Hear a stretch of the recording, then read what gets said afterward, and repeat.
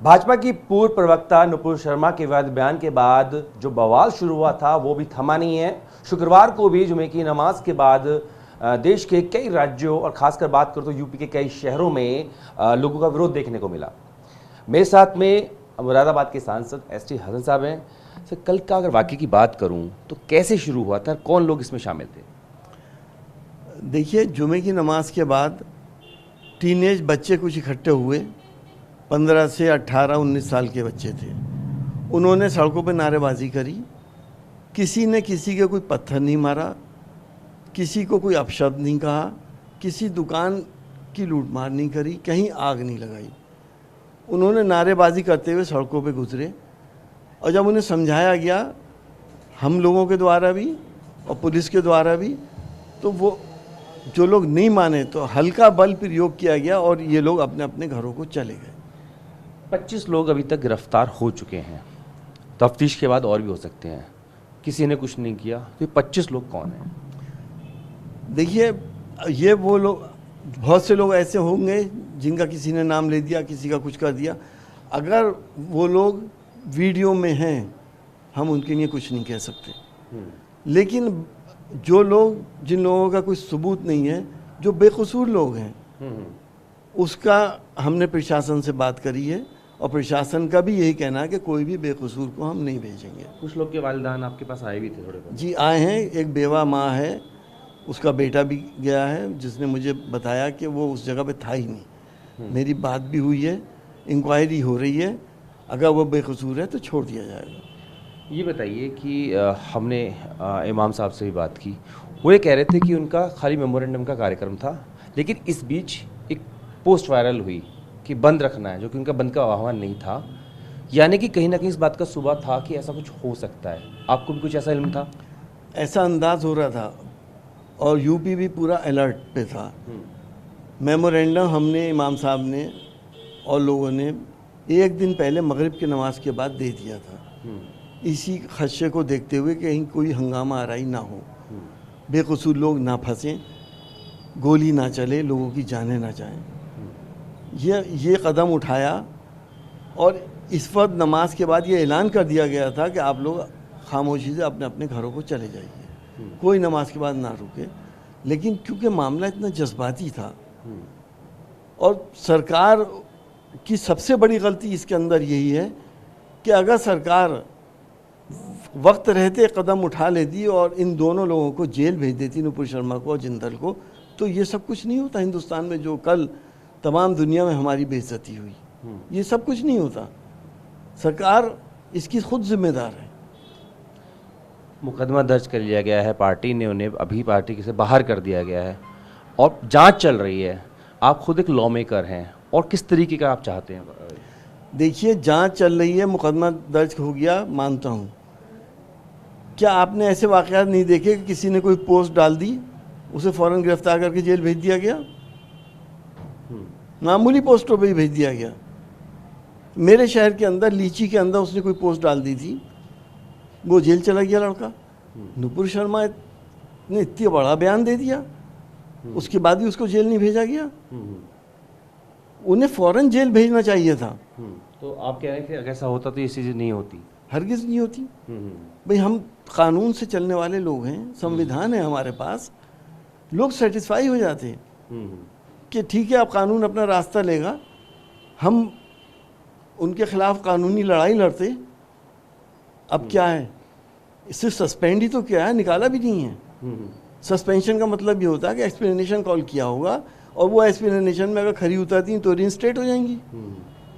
इतनी बड़ी ईगो हो गई कि तमाम दुनिया के आपने मुखालफतें मोल लेनी एक औरत के लिए।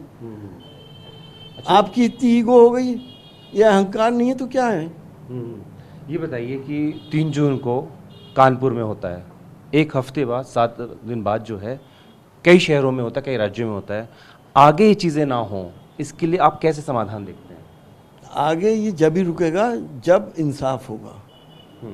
और मैं आपको खुल के एक बात ये बताना चाहता हूँ कि अमन की चाबी इंसाफ के पास है। जिस जो लोग सुन रहे हैं, चाहे एडमिनिस्ट्रेशन के लोग हों, इस बात को गांठ बांध लें।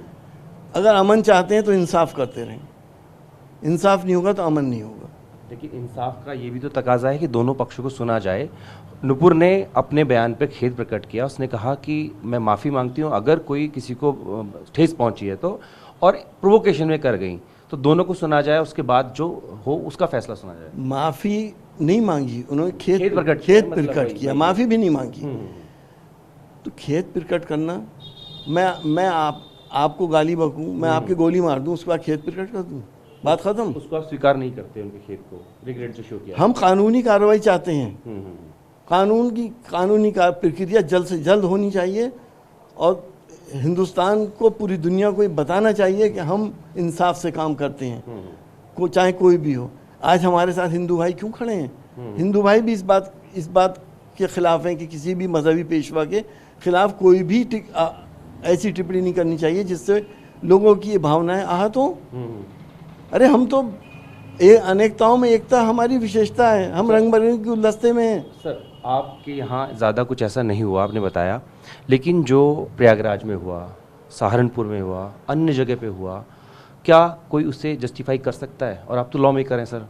देखिए, वायलेंस जस्टिफाई नहीं होता, हम उसके साथ नहीं खड़े हैं।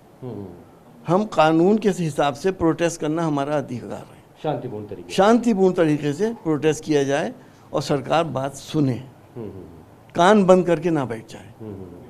इन लोग के खिलाफ भी कार्रवाई आप चाहेंगे जिन्होंने अमन शांति को भंग किया है, लॉ एंड ऑर्डर तोड़ा है? कानून अपना रास्ता लेगा। आपकी तरफ से कोई मांग? मेरी तरफ से सिर्फ ये मांग है कि जो इनोसेंट लोग हैं, जो बेकसूर लोग हैं, जिनको बिला वजह फंसाने की कोशिश की जाए, ऐसा नहीं होना चाहिए। और जिनका रोल है उनको, वो जो उन्होंने अपराध अगर किया है तो कानून के हिसाब से वो झेलेंगे उसे। सर, क्योंकि आप लॉ मेकर हैं, सांसद हैं, अभी मामला सड़क पे चल रहा है, क्या संसद में भी इस मांग को उठाएंगे? कोई कानून की बात आप करेंगे? यकीनी तौर पे हम संसद में भी उठाएंगे अगले सेशन में। क्या मांग? और हम इस बात की मांग रखेंगे कि एक ऐसा कानून बनना चाहिए हमारे देश में कि किसी भी मजहब के पेशवा के या उस व्यक्ति के खिलाफ कोई ऐसी अभद्र टिप्पणी की जाए तो उसके खिलाफ सख्त से सख्त कानूनी कार्रवाई हो, और सरफेस पे दिखे सख्त से सख्त कार्रवाई, आजीवन कारावास। और ये है हमारे यहाँ धारा, मुझे ध्यान नहीं है, लेकिन ये ऑलरेडी है, लेकिन ये इसको एनफोर्स होना चाहिए, लागू होनी चाहिए। सर, ये बताइए कि अभी हमने पुलिस से भी बात की, एसएसपी से बात की, उन्होंने कहा कि PFIM इनकी भूमिका से अभी इनकार नहीं किया जा सकता है। आप कैसे देखते हैं सर इसको? देखिए, इनकार तो कोई किसी के लिए नहीं कर सकता। कोई मैं भी कह सकता हूँ, मैं भी कह सकता हूँ कि मीडिया की भूमिका को से इनकार नहीं किया जा सकता। सवाल इस बात का है कि ये परंपरागत PFI या MIM के लोगों का नाम लेना एक परंपरा सी बन गई है हमारे देश में। सबूत इकट्ठे हों, अगर वाकई सबूत हैं तो उनके खिलाफ भी कार्रवाई। सर, एक चीज़ और गौर करने वाली है कि ना सिर्फ यूपी बल्कि जहाँ जहाँ भी ये चीज़ें हुई, प्रोवोकेशन के लिए एक सोशल मीडिया पे, व्हाट्सएप पे पोस्ट की गई थी। अंदेशा ये जताया जा रहा है इसके पीछे कोई अंतरराष्ट्रीय से साजिश भी हो सकती है, और आप भी कहते रहे हैं कि मुल्क जो को तोड़ने की कोशिश की जा रही है, इस साजिश को आप देखते हैं सर? मुझे इस बात का एहसास हो रहा है। मैं पिछले 6 महीने से आपके चैनलों पर भी इस बात को कह रहा हूँ कि हमारे मुल्क के ख़िलाफ़ कोई साजिश है जिसमें हिंदुस्तान की 2 बड़ी आबादियों के बीच में टकराव पैदा करने की कोशिश की जा रही है, हिंदुस्तान को कमज़ोर करने की कोशिश की जा रही है। मुख्तलिफ़ मुद्दे इस पीरियड में इतने आ रहे हैं, हिजाब का मुद्दा आ गया, हलाल गोश्त का मुद्दा आ गया, अजान का मुद्दा आ गया, तलाक़ का मुद्दा आ गया। आखिर कहाँ रुकेंगे हम लोग? हम क्या स्तर पे कौन कर सकता है? हमारे पड़ोसी मुल्क सुपर पावर, जितने सुपर पावर है वो ये नहीं चाहते कि हिंदुस्तान एक सुपर पावर बने, महाशक्ति बने। आसान तरीका है हमारे मुल्क को कमज़ोर करने का कि इसके बीच में रहने वालों के बीच में नफरतें पैदा कर दो, लड़ते ही रहें आपस में और बाकी कुछ ना सूझे इनको। चीन हमसे आगे क्यों निकल गया? अगर ये सांप्रदायिकता नहीं होती हमारे देश में तो हम चीन से कहीं आगे होते। हमारा पड़ोसी मुल्क भी हो सकता है, क्योंकि फ्रंट की लड़ाई पे तो हमसे हारता रहा है। बिल्कुल हो सकता है। हमारा पड़ोसी मुल्क भी कश्मीर में क्या नहीं कर रहा, पाकिस्तान क्या नहीं कर रहा, क्या सबको मालूम है? वो भी इसमें इन्वॉल्व हो सकता है, कोई भी हो सकता है। लेकिन हम पहले अपने को सुधारें। हमसे तो गलतियाँ नहीं होनी चाहिए कि दूसरा उसका फ़ायदा उठा ले। हम वैसी चारों तरफ से घिरे हुए हैं, हमारे चारों तरफ हमारे दुश्मन हैं, हम आपस में लड़े मरे जाएं, हम आपस में एक दूसरे के अपने वेस्टेड इंटरेस्ट के लिए मामूली वोट के खातिर हम यहाँ की आबादियों में नफरतें पैदा कर दें, एक दूसरे को दस्ते गिरेबां कर दें। क्या जिम्मेदारी सरकार की नहीं है? किसी ना किसी को तो जिम्मेदार ठहराएंगे आप। जो मैं समझ पा रहा हूँ, आप ये कह रहे हैं कि हम आपस में न भिड़ें और इस साजिश को समझें जिसमें पाकिस्तान या कोई और मुल्क भी हो सकता है, और उस एंगल से देखें, सोचें, रणनीति बनाएं। देखिए, ये एक शुबे वाली बात है। मैंने तो आपको बताया कि सुपर पावर्स, मेरा शुबा सबसे ज़्यादा सुपर पावर्स की तरफ है। CIA हो, KGB हो, कहीं ना कहीं इसका रोल अब से 50 या 100 साल के बाद निकलेगा। ISI हो, तो ये पावर्स क्यों चाहेंगी कि हम सुपर पावर बने? हमें उस नज़रिए से भी तो देखना पड़ेगा। और हमारे लोग, हमारे नेता एक्सप्लॉइट हो जाते हैं इनकी बातों में, और वो इस किस्म की हरकतें करने लगते हैं वोट लेने के लिए। क्या सरकार एक्सप्लॉइट नहीं हो गई? क्या नुपुर शर्मा को जेल नहीं भेज सकते थे? पूरे सबूत हैं उनके पास। क्यों ये इस हालात पे लिया हिंदुस्तान को? बिल्कुल, बात करने शुक्रिया। तो सांसद ST हसन साहब का यही कहना है कि इस मामले में अगर नुपुर शर्मा को और नवीन कुमार जिंदल को वक्त रहते ही उन पर कड़ी कार्रवाई कर दी गई होती तो ये मामला इतना तूल नहीं पकड़ता, और इस मामले के पीछे अंतर्राष्ट्रीय साजिश या फिर हमारा जो पड़ोसी मुल्क है जो कि सीधे तौर पे हमसे टक्कर नहीं ले पाता है, वो भी इसके पीछे साजिश करता हो सकता है।